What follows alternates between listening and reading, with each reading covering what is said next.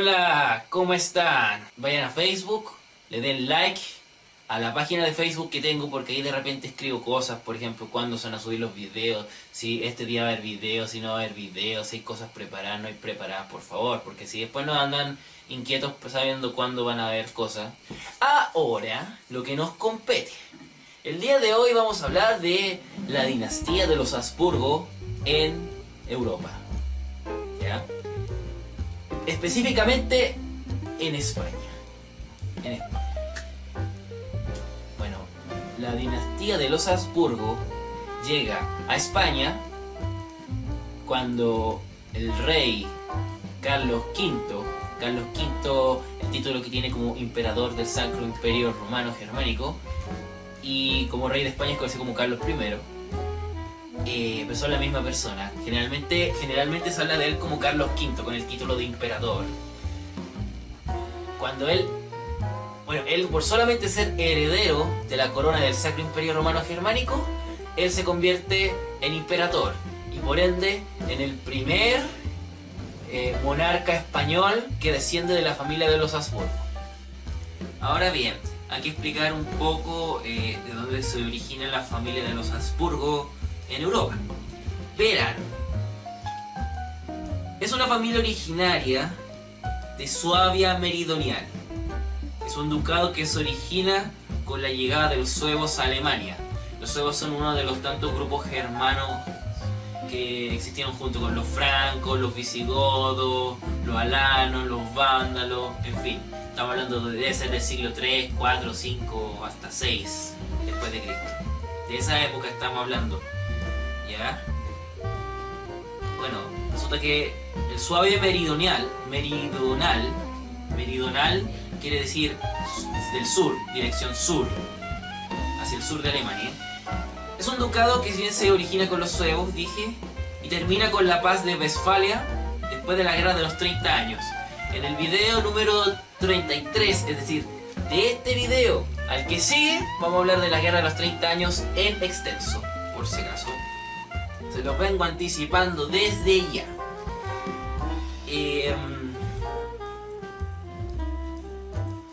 Hoy Suabia Meridional es parte de lo que hoy se conoce como Baviera, por si acaso. A mediados del siglo X, dueña de un castillo del mismo nombre, familia Habsburgo, se establece con el tiempo en lo que hoy se conoce como Suiza, ¿ya? Y empieza a concentrarse, y 3 siglos después, la familia deja sus intereses suizos de lado y comienza a concentrarse en Austria. Llegan allá y se terminan instalando definitivamente. 2 siglos después, siglo XV, logran que todos los emperadores del Sacro Imperio Romano Germánico sean de la familia Habsburgo. Y es así como los Habsburgos llegaron al trono de emperador del Sacro Imperio Romano Germánico, que lo he repetido ya 1000 veces, valga la redundancia, 1000 veces, ¿ya? Con el emperador Federico III y su hijo Maximiliano I, ambos de esta familia, claro, estamos hablando de los Habsburgo todo el rato, comienza la expansión de sus dominios por Europa Occidental. Este es el inicio de sus acciones para llegar a España. Ahora, esto que yo acabo de decir, hay que acompañarle un poquito de lo que es el contexto histórico que se da en estos tiempos. A ver, en el año 1492 teníamos a los reyes católicos, que era Isabel la Católica y Isabel de Castilla y Fernando de Aragón, ¿ya? Que terminaron el proceso de la reconquista española, acabando con el último bastión de los musulmanes en la península ibérica, que era el Reino de Granada, ya debilitado por llevar un asedio de unos par de siglos por lo menos, ¿ya? Cuando se acabó este proceso de la reconquista, se pudieron preocupar de otros asuntos. Lograron casar a su hija Juana con el heredero del Sacro Imperio Romano Germánico de ese entonces, que era Felipe el Hermoso. Con respecto a Felipe Hermoso, yo lo mencioné en el video número 24, donde dije que era Felipe IV, no Felipe I. me equivoqué, llegó a la rectificación debido a que los nombres de los reyes, bueno, nunca han sido muy fuertes. Ahora haciendo estos videos me los he aprendido nomás. Y de repente es fácil confundirse con esos detalles. Una persona hace mucho tiempo atrás ya me escribió diciendo que me había equivocado y le doy las gracias por avisar, aunque ya no vea estos videos porque a lo mejor se aburrió de esperar o no sé. En fin. Felipe IV es el título que utilizó como duque de Borgoña. Y Felipe I, el título que utilizó como emperador del Sacro Imperio Romano Germánico. Cuando se da el proceso de la sucesión española, vale decir que cuando el rey Fernando de Aragón con Isabel de Castilla habían pasado mejor vida, resulta que tenían que ver quién era el heredero. El heredero era Felipe I. Felipe el Hermoso, mejor, lo digo así para que me entiendan mejor. ¿Ya? El problema está en que Felipe murió antes de ser rey. Murió cuando todavía era príncipe. Entonces la corona se quedó sin heredero. Uno podría decir, claro, puede asumir la mujer. El problema es que la mujer era conocida como Juana la Loca. Juana de Castilla la Loca. ¿Ya? ¿Por qué le decían Juana la Loca? Pues porque estaba loca. ¿Por qué decían que estaba loca? Pues porque creían que estaba loca, no sé, vaya uno a saber. Aunque claro, ella siempre pudo haber tomado el trono, poder reclamado el trono para su persona y haber sido por lo menos reina de Castilla. Ella lo pudo haber hecho, lo tenía en sus manos. Nunca lo hizo, o sí, nunca lo hizo. Entonces, como Juana nunca reclamó el trono, cayó en el hijo de ellos dos, en el hijo de Felipe y Juana, que se llamaba Carlos. Sí, igual que yo. Se llamaba Carlos. Carlos, como dije antes, era título de rey era conocido como Carlos I, ese era su título en España, rey de España, y como imperator del Sacro Imperio Romano Germánico era Carlos V, y la gente siempre se acuerda de él como Carlos V porque es el título de emperador, es muy superior al que siempre es rey de España. Carlos V es conocido por esta frase, requete contra parafraseada, que le cambian una o dos palabras, pero el esencial es: en sus dominios no se pone el sol, por los vastos terrenos que había bajo su mando. Llamado así en honor a su bisabuelo Carlos el Temerario, por el lado paterno de su familia, es decir, por el lado de Fernando de Aragón. El padre de Fernando de Aragón, de hecho. Los reyes católicos eran abuelos de Carlos V. Bueno, si Felipe no se hubiera... Esto como un poco de especulación. Si Felipe no se hubiera muerto y hubiese llegado a ser rey, él y su mujer, él y Juana, hubiesen sido los reyes de España y Felipe hubiese heredado el título de emperador del Sacro Imperio Romano Germánico. Quiero decir con esto que si el trono en la familia Habsburgo hubiese llegado igual al trono español, sea o con Felipe el Hermoso o con Carlos V, como realmente pasó. Y recuerden que el matrimonio entre Felipe y Juana fue arreglado. O sea, para gente loca que piensa que el matrimonio es por amor, está completamente equivocada.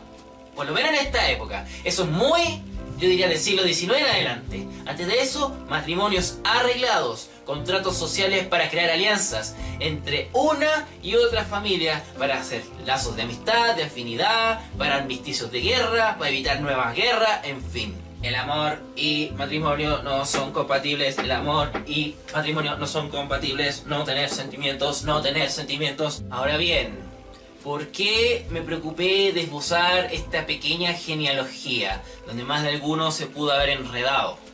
Y había tenido que ver este video como 4 o 5 veces para entenderlo, que de repente no se enreda con tanto nombre. Cuando supuestamente la historia es aburrida, cuando tiene muchos nombres y fechas y acontecimientos así de renombre. Bueno, resulta que es porque con esto podemos entender las tierras que hereda Carlos V, para que vean lo amplio que era su imperio. ¿Ya? Ese era el asunto. ¿Ya? Pequeño resumen. Carlos V tenía dos padres, Felipe el Hermoso y Juana la Loca. ¿Ya? Los abuelos paternos, los padres de Felipe, eran Maximiliano I de Habsburgo y María de Borgoña. ¿Ya? Y los abuelos maternos, es decir, los padres de Juana, eran Fernando de Aragón e Isabel la Católica, los reyes católicos. Isabel de Castilla, los reyes católicos. ¿Ya? Eso para que les quede claro. Entonces, Carlos V hereda los territorios de sus abuelos en vista que sus padres fallecieron. ¿Ya? De sus abuelos maternos, de Fernando e Isabel heredan Aragón, Castilla, Navarra, esas tres partes de España, Cerdeña, Sicilia, Granada, los territorios conquistados en América. Acuérdense que en esta época ya pasaron las expediciones de Colón, ya quedaba poco para que llegaran a Cortés, y en unos tiempos más iba a llegar Diego de Almagro, Francisco Pizarro, en fin, Pedro de Valdivia, en fin, ¿ya? Y también el reino de Nápoles, ¿ya? Todo eso heredan de sus abuelos maternos. Y de sus abuelos paternos, de Maximiliano y María, hereda Borgoña, Austria, y con Austria Carlos V se puede coronar archiduque de Austria, y el ducado de Milán y los Países Bajos. Carlos I fue coronado rey de España porque sus abuelos paternos murieron antes que sus abuelos maternos. A los 16 años fue coronado rey de España, y 4 años después, cuando ya murieron sus abuelos maternos, fue heredero del trono de emperador. Es decir, que en el año 1520 es coronado emperador del Sacro Imperio Romano Germano. Este imperio, en amplitud, se podría comparar con el que tenía Carlomagno. De Carlomagno hablamos hace mucho tiempo en un video que aquí está apareciendo. Aquí la etiqueta, le hacen clic y podrán ir. ¿Ah? La coronación de este mismo personaje recuerda un poco lo que fue la coronación de Carlomagno. Siempre se hace esa comparación un poco obligada con lo que fue Carlomagno, porque fue el primero en forjar un gran imperio después de la caída del Imperio Romano. ¿Ya? Claro que el contexto histórico era completamente diferente. Ya no es el siglo VIII, siglo IX. Estamos hablando del siglo XVI. Han pasado 7 siglos. Ha pasado mucha agua bajo el puente. ¿Ah? En Europa, acuérdense que han surgido, a modo de resumen, los estados-nación con monarcas que eran absolutos, con un poder absoluto, mejor dicho, generando realidad por territorios y rutas comerciales marítimas. Claro, para tener una pujante economía, y lo que implicaba hegemonía y poderío, ¿ya? Bueno, por esto se entiende la enemistad entre españoles y franceses durante esta época, destacando una cruenta guerra por quien toma posesión, por ejemplo, de Italia, que está fragmentada en lo que es el reino de Nápoles, el reino de Sicilia, el ducado de Milán, los estados pontificios y la república de Venecia y de Florencia, entre otras. Que en esta época Italia, acuérdense, Italia se mantiene desmembrada desde la caída del Imperio Romano de Occidente del año 476 hasta la unificación italiana, que, si mi memoria no me falla, es el año 1840. 1870, weonado. Es decir, más de 1400 años. No, casi 1400 años. Para que se hagan una idea.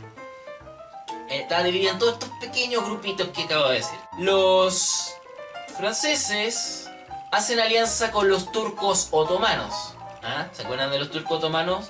Pueden ver el video número 25 para refrescarles la memoria. ¿Ya? Los tukie, acuérdense siempre, los tukie, los turcos, ¿ya? Que no vienen de Turquía. Los turcos, o tukie, después de tomar Constantinopla, estuvieron décadas sin hacer campañas. Algo así, prácticamente medio siglo. Hasta que Selim I, también conocido como Solimán el Magnífico, se convierte en sultán. Sultán es como rey, es como el nombre que tiene el rey.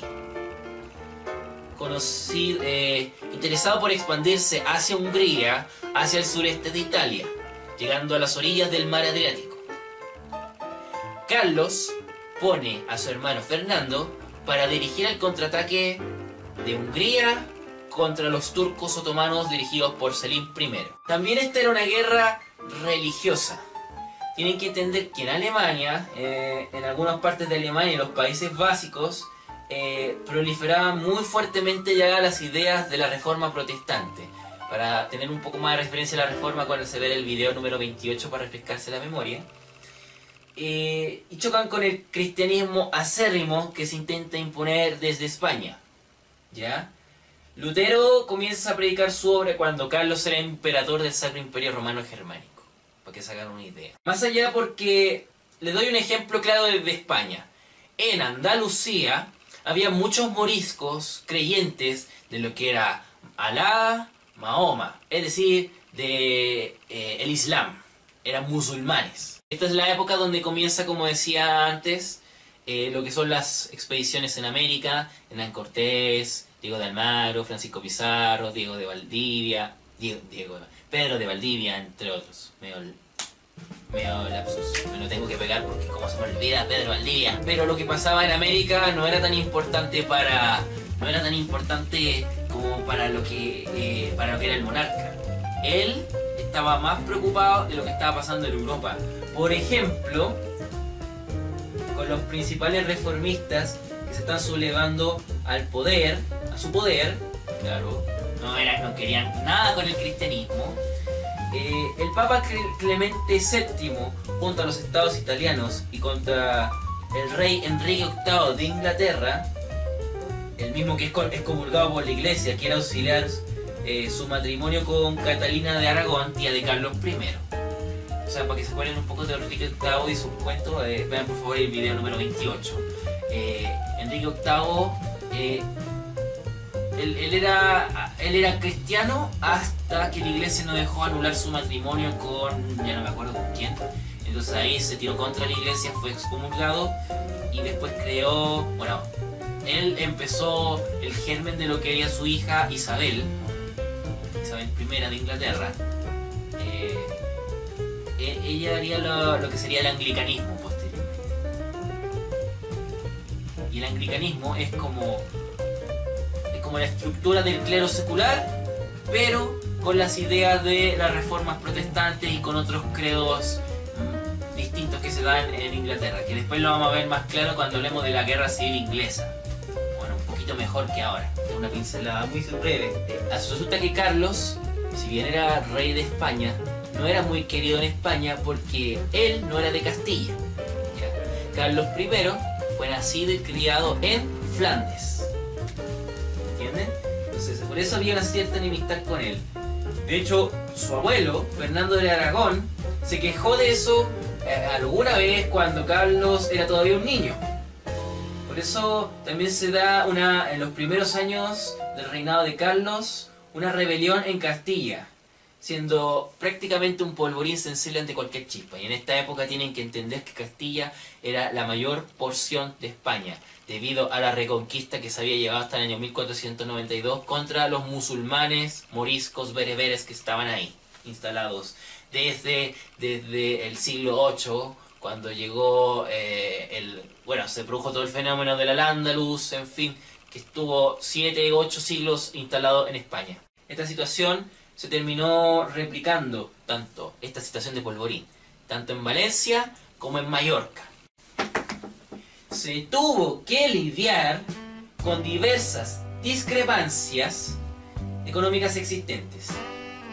Por ejemplo, en Sevilla había intereses de potenciar el comercio con América. En Sevilla. En Castilla querían potenciarlo con Flandes y con el norte de Europa. Y en Aragón querían irse por el Mediterráneo. Todos querían ir para un distinto lado. Todos querían ir para allá. Otro problema que se dio fue producto de exportar lana a cambio de productos hechos con la misma lana, debilitando la producción textil de España dedicada a la manufactura basada en ese material. Es decir, se está acabando con el tejido industrial de España. Oye, ¿no les suena raro esto? ¿No les suena como como familiar. ¿Hay algún español viendo este video? ¿No les suena como familiar lo que estoy diciendo? Miren, vayan a escuchar un poquito la situación de España en los últimos años y les va a sonar algo de la destrucción del tejido industrial. Para que vean cómo las cosas se repiten en la historia. La historia nos dice que las cosas se van repitiendo a través de los siglos de repente. Por eso la historia no se puede decir que es lineal, más bien es pendular en algunos casos. La lana se empezó a vender, se empezó a exportar y se empezó a importar productos manufacturados con esa lana. Paños, ropa, en fin, un montón de telas, ¿ya? Y resulta que en España había una industria textil que manufacturaba esos productos, pero se prefirió hacer esto. Sería más barato, sería más rentable, más conveniente. Y eso generó lo que yo creo que en estos años en España se ha escuchado mucho: un déficit en la balanza comercial por cuenta corriente y de capital. No cuenta, bueno, dejémoslo en balanza de pagos. ¿Por qué? Porque hubo mayor importación y menor cantidad de exportación en dinero. Es decir, se gastó más de lo que se podía comprar, de lo que se producía. Porque la lana es barata, pero los productos manufacturados con esa lana son mucho más caros.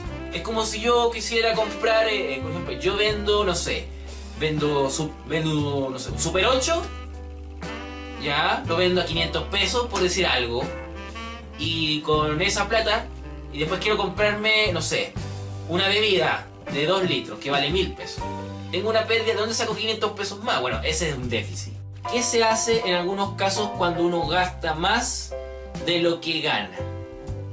Cuando empieza a generarse este déficit en la balanza de pagos. Esto ya es como hablando un poco de economía. Mira, hay dos opciones. Uno o gana más dinero o gasta menos dinero. Una de dos. Pero si eso no se puede hacer porque ya no se puede bajar más a los gastos, no se puede subir más las ganancias, está obligado a pedir plata prestada. Es decir, un crédito, un préstamo con tasas de intereses en cierto sentido usureras, o que puedes esperar que sean una usura hacia ti, ¿ya? Lo que hizo en ese entonces, fue pedirle a la familia alemana Feuer, no sé cómo se escribe, pero es Feuer, y ahí se encalillaron por las tasas de intereses. Le terminaron entregando concesiones en España y se terminaron instalando esa familia en Almagro. Ahora bien, Carlos I abdica como monarca de España el año 1556, conservando el título de Imperator del Sacro Imperio Romano Germánico. Cuando él abdica como rey, el trono del monarca español pasa de él a su hijo, que se llama Felipe II. Cuando él muere, el título de Imperator pasa a su hermano Fernando. Bueno, y después a los herederos de Fernando, ¿ya? Entonces, a lo que voy, después Felipe II, si bien fue monarca de España, no fue imperator del Sacro Imperio Romano Germánico. Por ende, solamente con Carlos V se tiene esa corona. Se puede haber dicho, en ese tiempo los españoles tuvieron el orgullo de tener un imperator mandándolos, aunque no lo quisieran porque no era español, no era castellano. En fin. Bueno chicos, ese es el video del día de hoy, espero que les haya gustado. Recuerden suscribirse a mi canal, darle like a la página de Facebook, porque así pueden estar enterados de un montón de cosas, si hay videos, si no hay videos, todos esos pormenores que de repente pasan, ¿ya? Cuídense, que estén bien, nos vemos. Adiós.